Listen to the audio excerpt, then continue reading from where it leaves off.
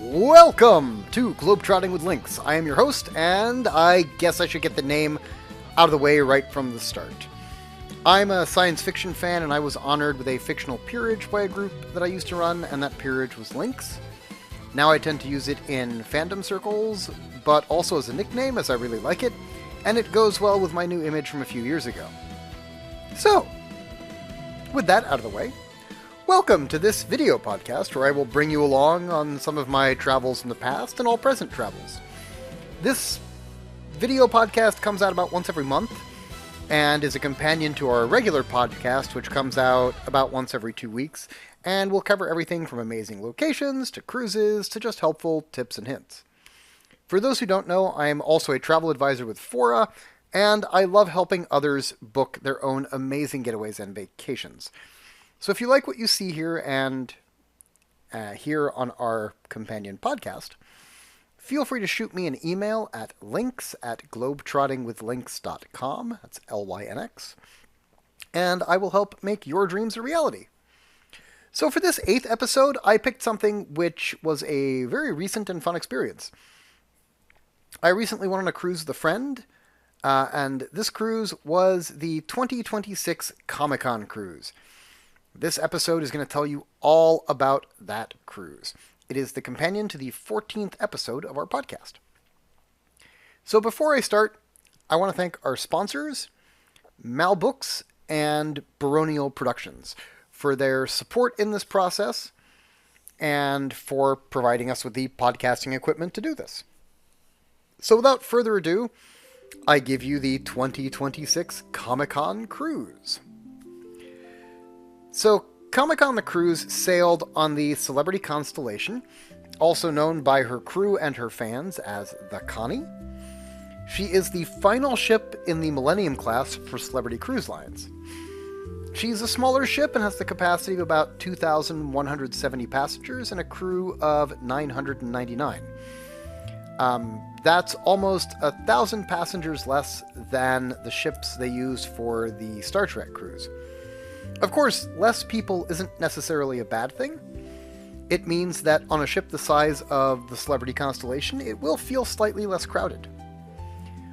She was laid down in April of 2001 and launched in October the same year. She was officially christened in May of 2002. From 2002 until 2007, she was just known as Constellation. But from 2007 onward, with the naming convention of Celebrity Cruise Lines, she has been known as the Celebrity Constellation.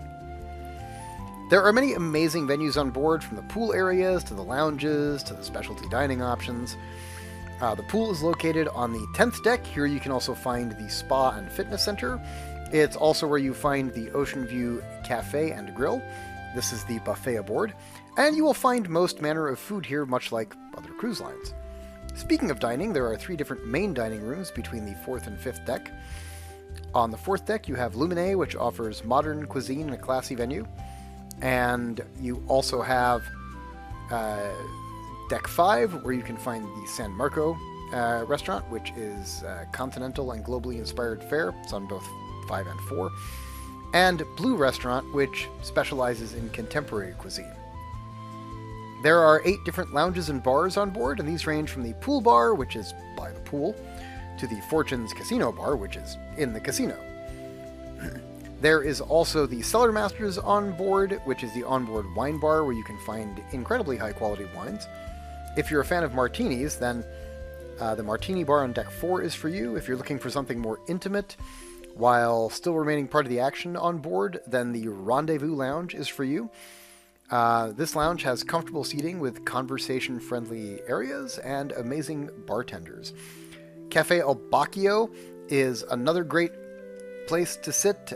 This is sort of like a cafe, coffee area.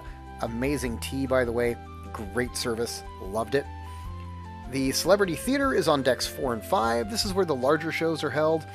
It's much like any theater and has good seating. On Deck 5, you also have the shopping area and art gallery. The casino is on Deck 4, which is also where the photo gallery is. All in all, the Celebrity Constellation is a comfortable ship as part of the Celebrity fleet, and was a good choice for ComicCon The Cruise. So, what is ComicCon The Cruise? Basically, it's a floating Comic-Con. While this seems great, one of the big issues for ECP, which runs these themed cruises, that's Entertainment Cruise Productions, is that they did not sell out, which means that while this is Volume 2, it's also Volume the last, as there will not be another one next year. I have my own thoughts as to why this is probably the case, and I'll get to those in a bit. I've heard some rumors and other things, and I will share some of that information with you. But I'll also preface it by saying that some of it is rumor and some of it is my own speculation. So, the schedule for this cruise was packed with multiple events every day for every time slot. So there was always plenty to do.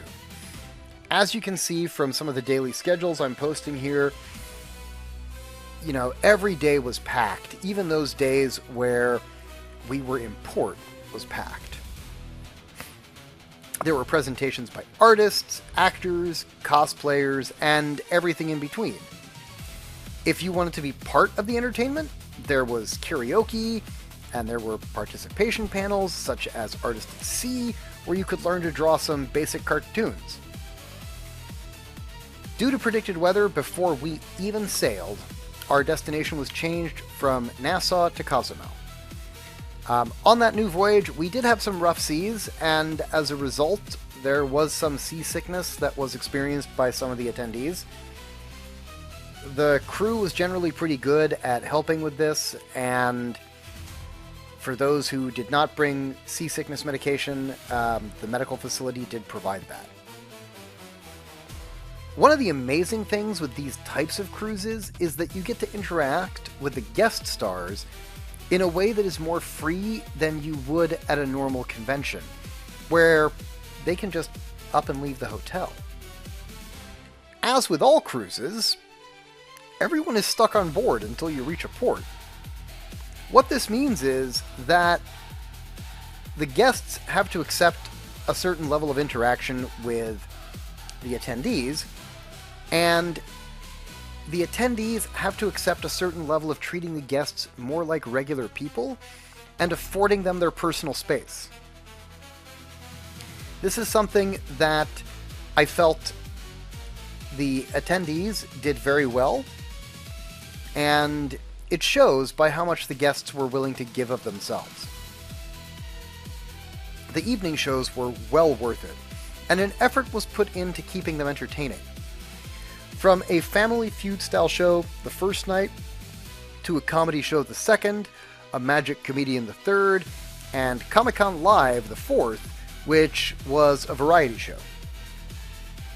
All were great examples of stars giving of their time to the community. In some cases, like the Family Feud show, it was also a chance for some of the attendees to interact with the celebrities. In this case, the 4 hobbits that we had on board. And it was a lot of fun. I have to admit, it was a lot of fun to sit there and watch it, and lots of laughs that came out of it, and there was just so much that made that worth it, and yeah, it was great. It was great. Throughout the cruise, there were other traditional panels where the guests talked about their careers or projects they worked on in the past or are working on now. There were panels like this from Doug Jones, the stars of The Rings of Power, and the stars of Doctor Who. For those of you who don't recognize the name Doug Jones, you've probably seen him. He was Saru on Star Trek Discovery, Abe Sapien in Hellboy, and the Faun in Pan's Labyrinth. He's done a lot of work under makeup, and he's just an amazing guy. Absolutely loved his panel. It was great to learn a little bit more about him. There's also plenty of gaming that happened, and there was an area that was set up for regular board games, as well as an area set up for ongoing D&D games, and they had a special Magic the Gathering sealed deck event that was hosted by a group called Magic at Sea. There was also plenty of trivia throughout the weekend, and there were scavenger hunts and other opportunities for the attendees to cosplay much like you would find at any regular convention. One thing that I felt was lacking, and this is because it is provided by the attendees and not ECP, the cruise line, or the guest stars, was door swag. On the Star Trek cruise, which will be the next episode you guys get to listen to, and it's my main comparator for this, you can get enough swag over the course of about 3 nights to cover half your stateroom bed. For ComicCon The Cruise, despite having done a walkthrough of all the stateroom decks, I came up with 7 items. On the other hand, one thing that ComicCon The Cruise had, which the Star Trek Cruise does not, is an artist's alley and a vendor section. Now, much of this has to do with Paramount's rules about knockoff kind of merchandise, but it still made a difference. So what I missed out on in door swag, I certainly made up for in merchandise. All in all, while it was a very different cruise than other ECP cruises I regularly attend, it was still a fun and enjoyable 4 days on board. Sadly, as this is the last ComicCon The Cruise, I won't be able to do it again. I think this has to do with 2 main factors, and it becomes a little bit clear when I compare that to Star Trek The Cruise, which is now on its 9th year. The first of these is that Comic-Con is such a broad category. What this means is that while it does appeal to a large number of people, it's also a diluted message. So, if I'm into only Marvel, how do I know there will be enough Marvel on the cruise, especially if they have no Marvel or limited guests from, the Marvel franchise? The same is true for other genres. And if I don't like a particular series or show and they have many guests from that series, then I worry that the cruise won't speak to me either. You can contrast this to Star Trek The Cruise, where it's all Star Trek all the time, but if I'm a Star Trek fan, I know for a fact what I'm getting into. It's much easier to focus on one thing than it is to focus on everything. The other factor that I think this comes down to is money. These are chartered cruises, so they are more expensive than your run-of-the-mill regular cruises, sometimes up to 3 times more expensive. This means that some people will be less able to afford them. Many people who attend the land-based Comic-Con save up for that all year. And while you can pay for these cruises over time, it's still a big chunk of money. Knowing some of the cruisers that are on both Comic-Con The Cruise and Star Trek cruisers, there is, sadly, a difference also in income levels. And this means that it's easier for one group than the others. Those who do the Comic-Con cruise fall into the same category as those who do the Star Trek cruises as a once-in-a-lifetime thing. The way I like to describe this to people is, if you're familiar with the show The Big Bang Theory, then the average Comic-Con The Cruise attendee is Stuart, the guy who ran the comic book shop. Whereas the average Star Trek The Cruise attendee is Leonard, the physicist who roomed with Sheldon.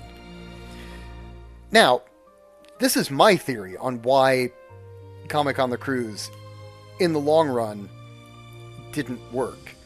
However, I've also heard, and this is a complete rumor, so I don't know if it's true, but I'll share it with you just so you guys can get some idea, that part of this was also because of the contract that they had with Comic-Con and how much they had to sell out to be able to break even. If the rumor is true, then that rate that they had to sell out at was upwards of 90% before they broke even, which means they wouldn't even start seeing a profit until they hit that 91%. Having run conventions myself, I don't know if I would ever have agreed to a contract like that. I'm surprised that they ran 2 years worth of Comic-Con The Cruise. I would have run one, and if it didn't hit that number, I probably would not have run a second one. But again, the cruise was a lot of fun. So, it might also be a marketing issue. Again, this goes back to the whole scattergun approach, where Comic-Con is just so diverse that it's hard to pick one thing. But if it had run again next year, this would be a section where I would be recommending that you attend ComicCon The Cruise, because it was a lot of fun. I met a lot of amazing people on board. I met Tony from the La Lido Loca, channel here on YouTube. Great guy. You can check out his stuff on the cruise as well. Highly recommend that. I will post a link to his in the description, his channel in the description. I met a whole bunch of people that were there for Gaming Alone that were just a great bunch of people. There was an amazing LGBTQIA+ meetup on board run by Rob Perlman, one of the guest authors. And everybody on board was friendly. Everybody on board was nice. And it really felt like, it was a good convention. So this then brings us to the end of the episode. And I do hope that you've enjoyed this chance to learn a little bit about ComicCon The Cruise Volume 2. And I hope that maybe if they run it again in the future, you'd be interested in signing up for it. If not, I can highly recommend ECP's other big cruises. They have the Star Trek The Cruise, as I mentioned. This is the 9th year. I'm signed up for this year and already signed up for next year. They have an 80s cruise that is very popular. They have a 90s cruise that's very popular. Highly recommend them. They're great, and ECP puts on a good show. So, thank you for joining me on this 8th episode of Globetrotting with Lynx. I hope that you enjoyed listening as much as I actually did traveling on this fun cruise and then recording this episode. Our next episode will be on the 2026 Star Trek cruise. I would again like to thank Mal Books and Baronio Productions for their support. And I also want to thank my guest who sailed on the cruise with me. And remember, if you want some help making your travel dreams come true, feel free to email me at lynx@globetrottingwithlynx.com. That's LYNX. Until next time, please keep having amazing travel adventures and enjoy your own globetrotting. This is Lynx saying travel safe and have fun.